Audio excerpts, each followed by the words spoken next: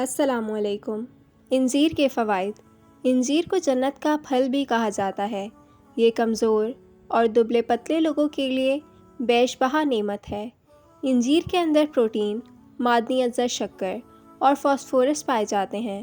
دونوں انجیر یعنی خشک اور تر میں وٹامن اے اور سی کافی مقدار میں ہوتے ہیں۔ وٹامن بی اور ڈی قلیل مقدار میں ہوتے ہیں۔ ان اجزاء کے پیش نظر انجیر ایک مفید غذائی دوا کی حیثیت رکھتا ہے۔ اس کا استعمال ہڈیوں کو مضبوط بناتا ہے۔ ماہرین کا کہنا ہے کہ ایک انجیر انسانی جسم کو درکار فولاد کی 2% ضرورت کو پوری کرتا ہے۔